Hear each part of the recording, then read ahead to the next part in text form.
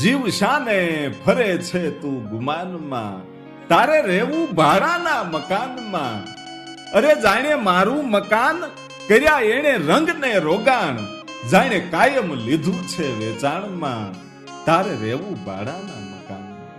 મને ને તમને બધાને ખબર છે કે આપણે અહીંયા જન્મા છીએ એટલે મરી જ જવાના છીએ, એ પાકું છે. એટલે તો આ ધરતીને મૃત્યુ લોક કહેવાય છે. પણ છતાંય આપણે અભિમાન નથી છોડી શકતા. અભિમાન છોડી અને ઈશ્વરની ભક્તિ કરો, કોઈનું હારું કરો ને તો 84 લાખમાં પાછું ફરવા જવું નહીં પડે.